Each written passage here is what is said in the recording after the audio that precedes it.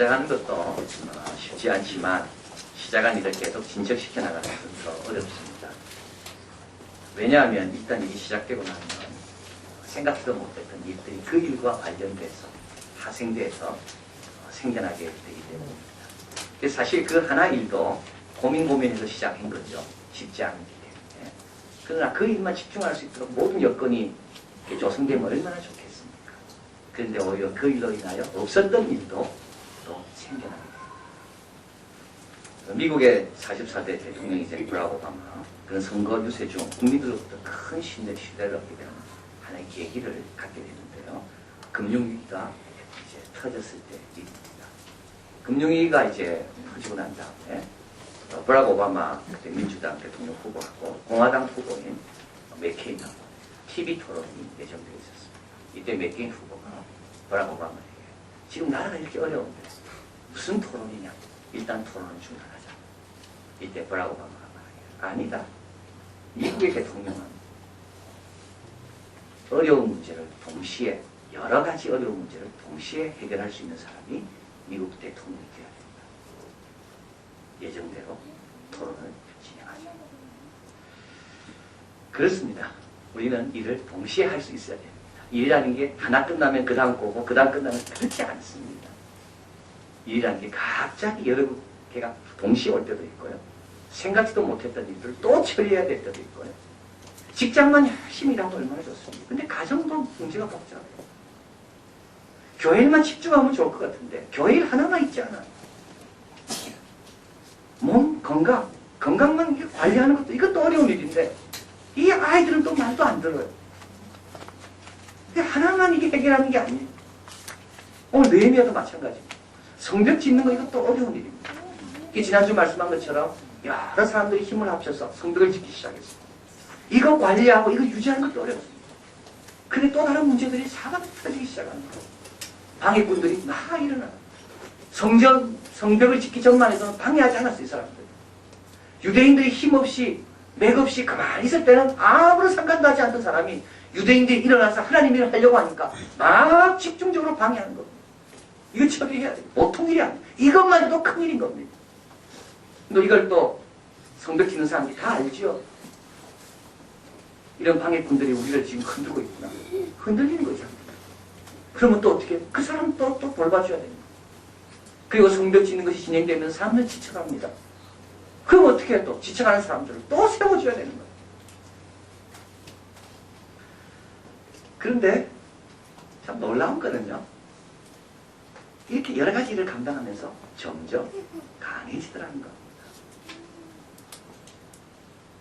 여러 가지 일에 눌릴 줄 알았는데 오히려 여러 가지 일을 감당하면서 더 강해지는 겁니다. 처음에는 한 손으로 일했는데요. 이제는 창도 잡아야 되기 때문에 양손 잡아야 되는 겁니다.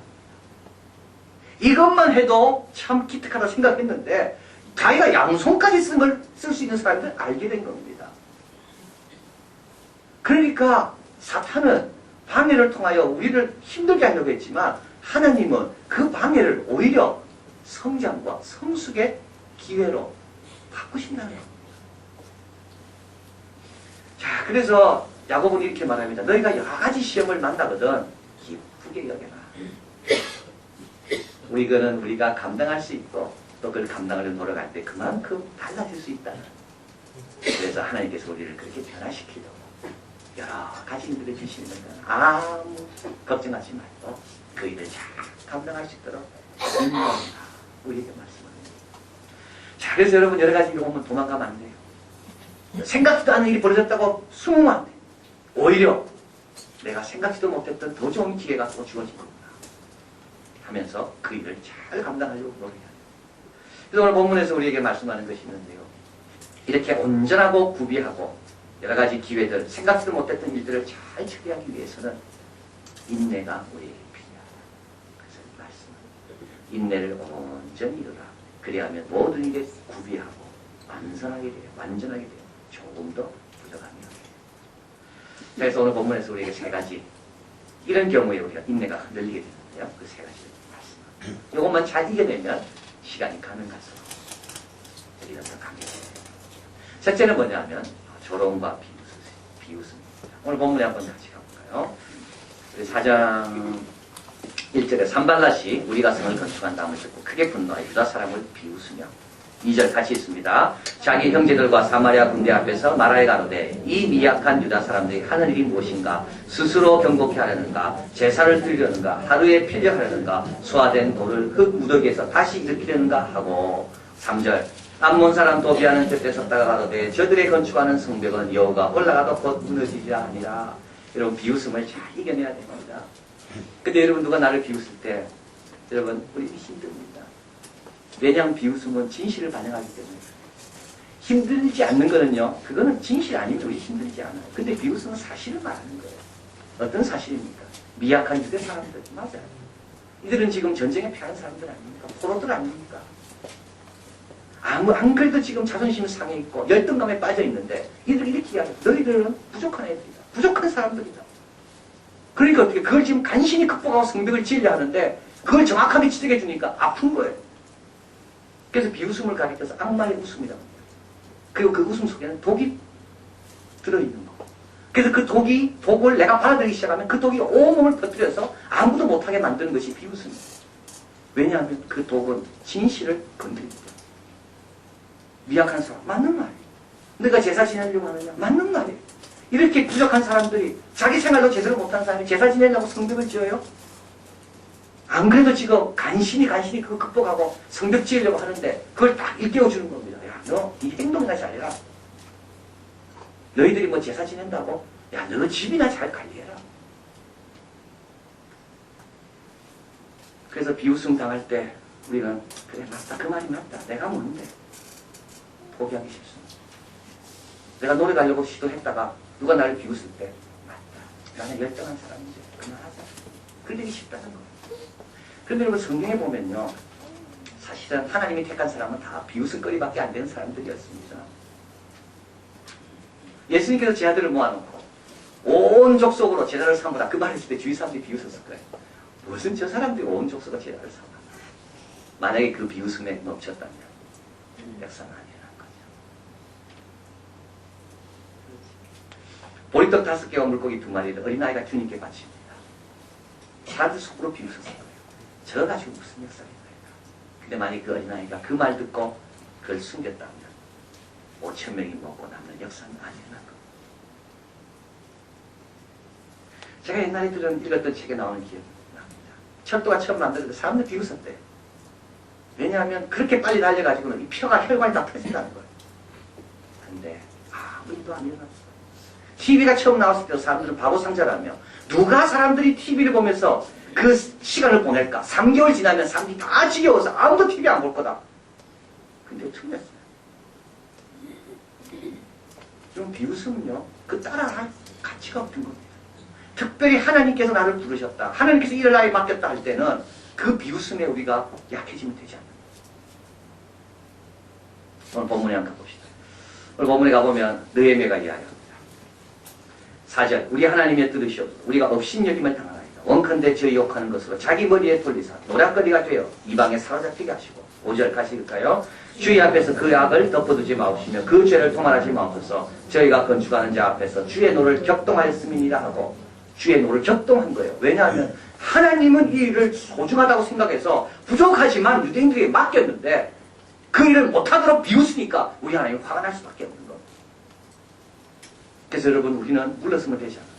우리가 예배드리고 우리가 기도하는 거 그때마다 주위 사람이 비웃을 거예요. 야, 기도한다고 들어가시더라고. 지금까지 응답받은 게 뭐가 있는데 우리가 와서 예배드리고 우리가 꿈을 꾸고 우리가 아이들 비전 트리핑 할 때 주위 사람 비웃을지 몰라요. 야, 지금 경기가 어려워. 무슨 해야 돼? 그러나 여러분 그게 너무 심해요. 하나님이 이 일을 원하시는 것, 하나님이 이를 소중하게 여기시는 것, 하나님이 인정하시는 것, 그걸 자신을 드려야 돼요. 비웃음에 넘어지면 되지 않습니다. 여러분 누가 비웃을 때마다 이렇게 이야기하십시오. 하나님께서 시편에서 말씀하신 일, 오늘날 내가 너를 낳았다. 아무리 부족해도 하나님 우리를 존귀하는 것이. 너는 내게 부르시면 내가 열방을 내 기업으로 주리라. 와. 비웃음에 넘어갈 자들이 아니에요. 왜냐하면 열방까지도 구해서 받을 만한 그런 하나님의 자녀인데 우리가 그 비웃음에 넘어가야 되겠습니다. 우리는 계속 가는 겁니다. 계속 손들어지. 여우가 올라가서 무너지 맞아요. 왜냐하면 이 사람들은 지금 건축가들이 아니거든요. 향품장사, 금장세, 제사장 이런 사람들이 성벽을 지으니까 사실은 자기들도 생각될 거예요. 야, 이거 여우가 올라가면 되겠나? 그러나 그 비웃음이 너무나 하나님이 그 가운데 역사하십니다. 오늘 우리 청년들 그 비전 그 컨퍼런스 그 앞에 보면 사진이 나와 있는데 그 헤비타트 봉사하고 찍은 사진입니다. 근데 사람들이 비웃는데요. 일반 사람들이 와서 건물을 지으면 건물이 오래 갔던가. 그런데요, 허리케인이 지나갈 때 유독 허리케인이 피해를 보지 않는 집들은 헤비타트 자원 봉사자들이 지은 집이라고. 왜냐하면 이 사람들은 시키는 대로 한다는 거예요. 부족하기 때문에 더 정확하게 한다는 거예요. 부족하기 때문에 뭣도 한 번 막을 두 번 막는데요. 그러니까 허리케인이 지나고 오히려 더 건강한 겁니다. 여우도 올라가면 무너진다고요. 하나님 그렇게 하나님 역사하는 분이 아닙니다. 그렇기 때문에 더 우리가 견고하게 할 수 있도록 하나님 도와주십니다. 비웃음에 넘어가라. 남이 뭐라 말하든 우리는 하나님이 나를 존귀하게 계시고 하나님께 나에게 맡기셨다. 그 일을 너무 많이 또 한 가지 있습니다. 인내하기 위해서는 위험 앞에, 두려움 앞에 물러서면 안 됩니다. 자, 그래서 이제 이에 6절 가볼까요? 이에 우리가 성을 건축하여 전부 연락되고 고가 절반에 미쳤으니 이는 백성이 마음대로 역사했습니다. 비웃음에 개의치 않고 계속 시작합니다. 일합니다. 그러니까 7절에 같이 있습니다. 산발락과 도비아와 아라비아 사람들이 암몬 사람들과 아스돗 사람들이 예루살렘 성이 중수되어 그 퇴락한 곳이 수거되어 간다음을 듣고 심히 분하여 8절 다 함께 꾀하기를 예루살렘을 가서 쳐서 요란하게 하자 하기로 이제 이들은 쳐들어오려고 준비합니다. 12절 가볼까요? 그 대적 근처에 가는 유대 사람들도 그 각지에 와서 10번이나 우리에게 구하기를 너희가 우리에게 와야 하리라 하기로. 이 말은 뭡니까? 이런 소식을 들은 사람들이, 동네 사람들이 성벽 건축하는 현장에 와서 자기 식구들을 데려가려고 하는 겁니다. 왜냐하면 들었거든요. 이제 몰래 들어가서 성벽을 건축하는 사람 모두를 죽이려고 하더라. 그러기 위해서 지금 블레셋에 거하는 동쪽에 서쪽에 거하는 사람들, 동쪽에 거하는 사람들, 북쪽 남쪽, 그러니까 유다 여기는 완전히 포로된 겁니다. 거기에 있는 모든 사람들이 다 힘을 합쳐서 지금 예루살렘으로 진군해 오려고 준비하고 있더라. 이걸 들은 겁니다. 그래서 그 식구들이 아이를 보내가지고 아빠 빨리 돌아오라고 그 성벽 그 짓다가는 다 죽는다고 빨리 돌아오 10번이나 이야기하는 겁니다. 이때 여러분 같으면 어떻게 하겠습니까? 여러분 어떻게 하겠습니까? 14절 내가 돌아보니 일어나 귀인들과 민장과 남은 백성의 구하기를 너희는 저희를 두려워 말고 지극히 크고 두려우신 주를 기억하고 너희 형제와 자녀와 아내와 집을 위하여 싸워라. 도망가는 건 제일 쉽습니다. 여러분 포기하는 건 제일 쉽습니다. 중간에 하다가 그만두는 건 제일 쉽습니다. 그거는 안 믿는 사람도 그대로 하는 거예요. 그러나 이 일을 누가 시작한 겁니까? 그리고 오늘 본문에서 느헤미야는 말 진짜 두려워할 분은 하나님, 진짜 큰 분은 하나님. 너하라고 싸우라. 하나님의 전신갑주를 보면 뒤에는 없습니다. 뒤에는 우리를 못 도와줍니다. 도망가는 사람을 위해서 하나님은 우리에게 무기를 주지 않습니다. 도망가는 사람은 지게 되어 있습니다. 그러나 앞으로 나갈 때 의의 흉배, 믿음의 방패, 말씀의 것, 이거는 다 앞으로 나가기 위해서 주어진 거지 도망가는 사람에 주어진 게 아닙니다. 여리고성이 앞으로 나가려고 할 때 무너진 겁니다. 요단강이 앞으로 나가는 사람에게 갈라진 겁니다. 뒤로 도망가는 사람을 위해서 요단강 갈라진 게 아니에요. 하나님은 오히려 그때 안 가려게 만들어. 도망가지 말라고.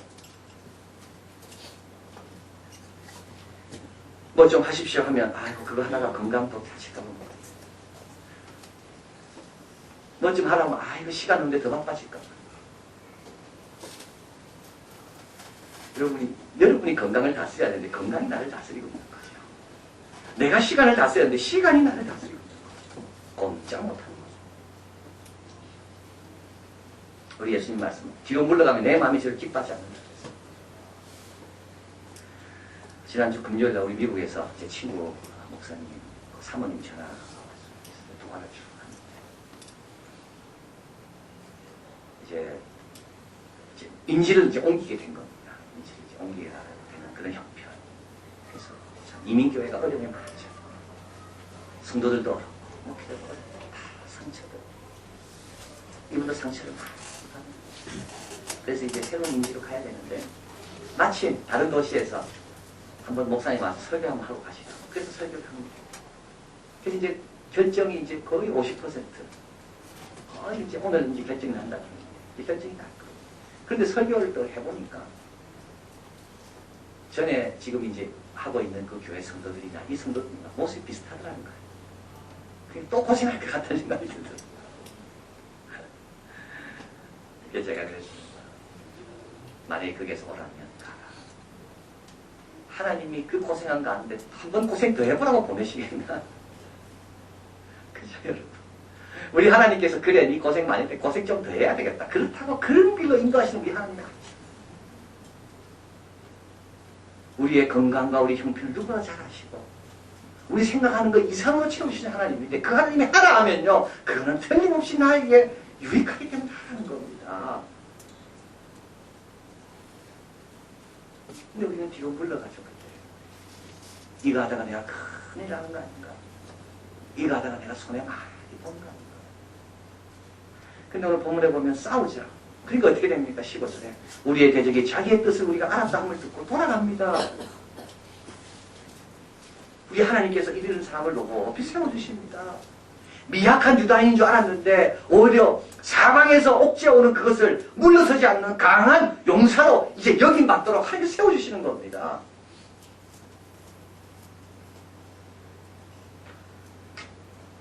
여러분, 물러서면 안 됩니다. 물러서면 뒤는 막을 게 하나도 없어요.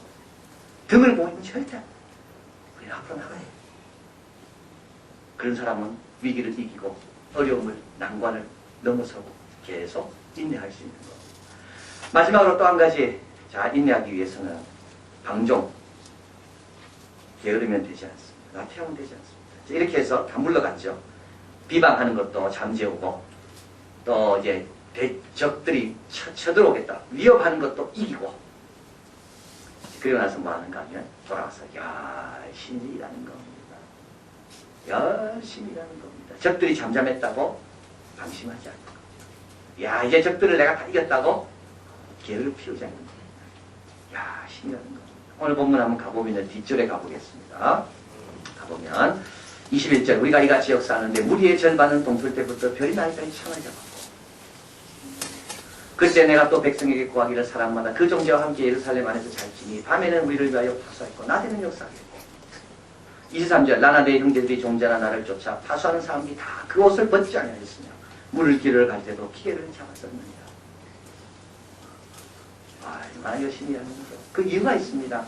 19절에 이 역사는 크고 넓음으로 이 아직 할 일이 많이 있기 때문이죠. 또 한 가지 있습니다. 20절에 우리 하나님이 우리를 위하여 싸우십니다.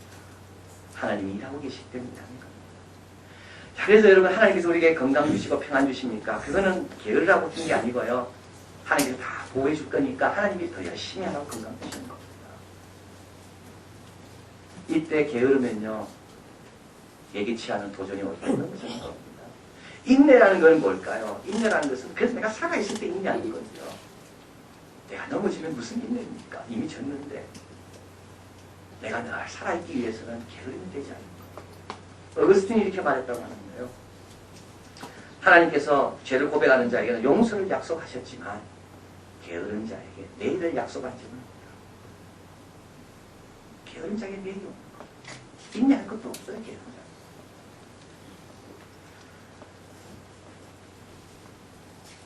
1945년에서 49년까지 중국은 장개석이 이끄는 국민당, 마오쩌둥이 이끄는 공산당 경쟁과 함께 있었습니다. 근데 실제로 장제스가 이끄는 국민당이 모든 면에서 우세했습니다. 그 미국은 또 장제스의 국민당을 밀어줬고 차관도 많이 주고 군수 문자도 많이 제공해주고 그래서 장제스의 국민당은 훨씬 더 월급도 많이 받았고 좋은 무기도 갖고 있었고 근데 그래서 스탈린이 마오쩌둥에게 너 장제스 밑으로 들어가라. 그래야 사는 길이다. 네가 2인자가 됐다가 괜찮으니까 들어가라. 그렇게 말할 정도로 대세는 완전히 장제스의 국민당이었습니다. 그런데 이게 완전히 바뀌어버려요. 근데 그 계기가 너무 그 계기가 뭐냐면 물가가 너무 오르는 인플레이션 때문이야. 2차 대전이 끝나고 물가가 오르기 시작했어. 그러니까 물가가 오르니까 월급 받던 사람이 생활이 안 되는 거야. 그런데 마오쩌둥이 주도하던 그 공산당은 주로 농사 짓는 사람에 기반했기 때문에 이 사람들은 화폐로 사용하지 않고 물물교환, 물건이 있는 거예요. 그러니까 물가가 올라도 상관이 없어요. 영향을 안 받아요. 그런데 국민당에 있는 사람들 월급 받은 사람들이니까 물가가 오니까 그 월급을 못 살잖아요. 그래서 어떻게 했을까요? 무기들을 팔기 시작합니다. 어느 데 보니까 무기가 없는 거예요. 누가 특별히 많이 팔았냐? 장교들이 많이 팔았다. 군수물자 다 넘겨버렸어. 그리고 자기 필요한 쌀도 사고. 그래서 싸우려고 하니까 없는 거예요. 무기 많이 있을 때 월급 주고 돈 많이 있을 때 잘 깨어서 관리했어야 되는 건데 두 가지 무능하고 부패하니까 가지고도 다 빼앗기는 거예요. 사명은 네 가지로 알 수 있다. 남보다 많이 가진 것 사명입니다. 남에게 없는 건 내한테 있죠. 그건 내 사명입니다. 내가 기쁨을 할 수 있는 건 내 사명입니다. 그리고 나만 경험한 거 남에게 없는 건 내 사명입니다. 그리고 거룩한 부담. 이거 꼭 해야 되는데 이게 내 사명입니다. 그래서 하나님께서 그 사명 감당하라고 지금 보호하고 계시는 거예요. 그 사명 감당하라고 잠잘 때 깊게 잠을 주시는 거예요. 그 사명 감당하라고 건강도 주시는 거예요. 여러분 게으르면 되지 않습니다. 게으르면 인내할 것도 없습니다. 게으르는 순간 적이 올 때 그냥 무너지는 거예요. 자, 그래서 이렇게 여러 가지 일이 오지만 조롱에도 흔들리지 않고 위협에도 물러서지 않고 일이 잘 될 때도 방심하지 않고 그러면서 일을 하나하나 해결하니까 이들은 가면 갈수록 강해지고 성벽은 점점점 지어져 간다. 이런 우리가 되기를 진심으로 바랍니다. 기도하겠습니다.